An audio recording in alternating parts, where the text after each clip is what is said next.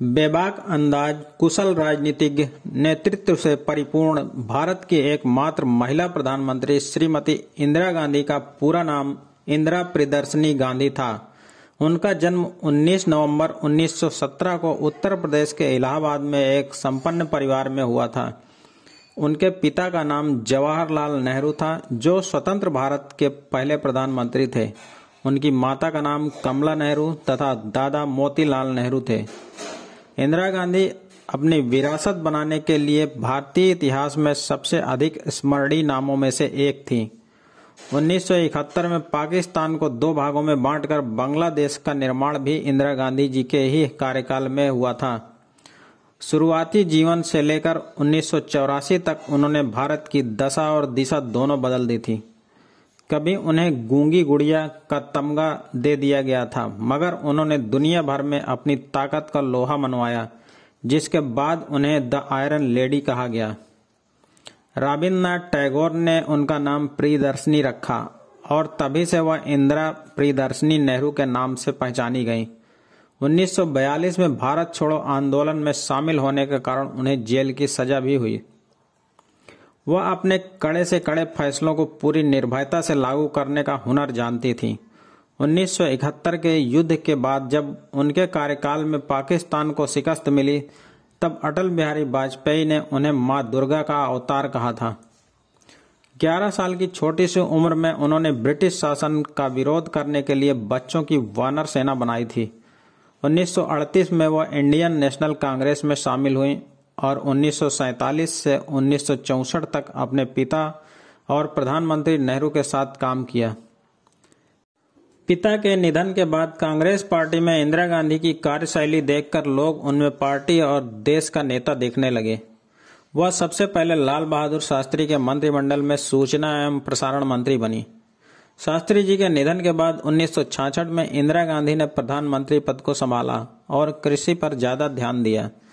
जब वह बतौर प्रधानमंत्री वाशिंगटन के दौरे पर गए तो उन्होंने जॉनसन से खाद्यान्न की मदद दी। धीरे धीरे भारत में चीजें तेजी से बदलने लगीं। 1960 के अंतिम दौर में गेहूं की ज्यादा उत्पादकता बढ़ाने वाली किस्में प्रचलन में आ गईं। इस तरह इंदिरा गांधी ने हरित क्रांति को सरकार की प्राथमिकता बनाया। इंदिरा गांधी आजाद भारत की तीसरी प्रधानमंत्री बनी। वे वर्ष 1966 से 1977 तक लगातार 3 पारी के लिए भारत गणराज्य की प्रधानमंत्री रहीं और उसके बाद चौथी पारी में 1980 से लेकर 31 अक्टूबर 1984 में उनकी हत्या तक भारत की प्रधानमंत्री रहीं।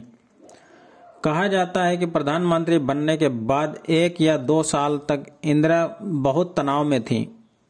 वह उन कार्यक्रमों में असहज महसूस करती थी और उनसे बचने का प्रयास करती थी जहां उन्हें बोलना होता था। इसी कारण शुरू में उनकी असहजता को देख विपक्ष उन पर हावी होने लगा। कहा जाता है कि जब इंदिरा गांधी को साल 1969 में बजट पेश करना था, तब वह इतनी नर्वस थी कि कुछ बोल ही नहीं पाई। उनके न बोलने के कारण ही विपक्ष के नेता राम मनोहर लोहिया ने उन्हें गूंगा गुड़िया कह दिया था। 25 मार्च 1971 की जब पाकिस्तान के साथ तानाशाह याह्या खान ने पाकिस्तान के लोगों को कुचलने का आदेश दिया, तभी पूर्वी पाकिस्तान से शरणार्थी भारत आने लगे। इसके बाद 3 दिसंबर 1971 को इंदिरा गांधी कोलकाता में एक जनसभा कर रही थी। उसी शाम पाकिस्तानी वायुसेना के विमानों ने भारतीय सीमा पर पार कर पठानकोट, श्रीनगर, अमृतसर, जोधपुर और आगरा के सैनिक हवाई अड्डों पर बमबारी की। इंदिरा ने तब अपनी ताकत से लोगों को रूबरू कराने का फैसला किया। पाकिस्तान के साथ लड़ाई 13 दिन में ही खत्म होगी। 16 दिसंबर को हमारी सेना ने पाकिस्तान के 93,000 सैनिकों को बंदी बना लिया। पूर्वी पाकिस्तान आज़ाद हो गया। इंदिरा की पहल पर ही बांग्लादेश नाम से नया देश बना, जिसके राष्ट्रपति शेख मुजिबुर रहमान बने। इंदिरा गांधी भारत को नई महाशक्ति बनाने में जुट गई थी। 18 मई 1974 को इंदिरा गांधी ने पोखरण परमाणु परीक्षण करवाया। इसके बाद उन्हें द आयरन लेडी नाम मिला। 25 जून 1975 से 21 मार्च 1977 के बीच देश में 21 महीने तक आपातकाल लगाया गया। तत्कालीन राष्ट्रपति फखरुद्दीन अली अहमद ने प्रधानमंत्री इंदिरा गांधी के नेतृत्व वाली सरकार की सिफारिश पर भारतीय संविधान के अनुच्छेद 352 के अधीन देश में आपातकाल की घोषणा की थी। 25 और 26 जून की मध्य रात्रि में तत्कालीन राष्ट्रपति फखरुद्दीन अली अहमद के हस्ताक्षर करने के साथ ही देश में पहला आपातकाल लागू हो गया था। अगली सुबह समूचे देश ने रेडियो पर इंदिरा गांधी की आवाज में संदेश सुना था। भाइयों और बहनों, राष्ट्रपति जी के आपातकाल की घोषणा की है, इससे आतंकित होने का कोई कारण नहीं है। आपातकाल के बाद प्रशासन और पुलिस के द्वारा भारी उत्पीड़न की कहानियां सामने आई थी। प्रेस पर भी सेंसरशिप लगा दी गई थी।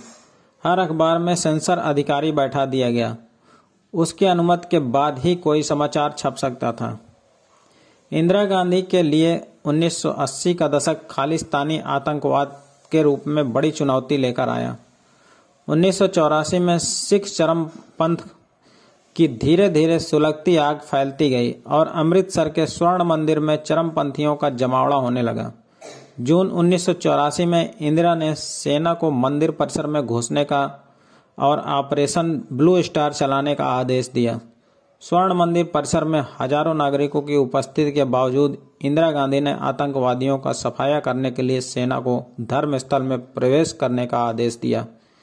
इस ऑपरेशन में कई निर्दोष नागरिक भी मारे गए थे। ऑपरेशन ब्लू स्टार की वजह से उन्हें कई तरह की राजनीतिक समस्याओं का सामना करना पड़ा।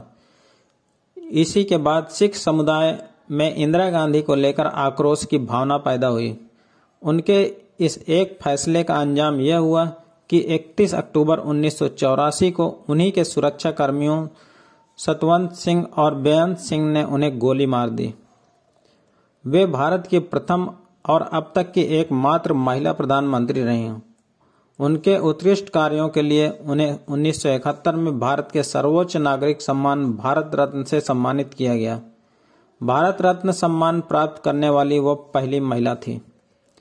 इंदिरा गांधी एक ऐसी महिला थी जो न केवल भारतीय राजनीति पर छाई रहीं, बल्कि विश्व राजनीति के क्षितिज पर भी वह विलक्षण प्रभाव छोड़ गईं।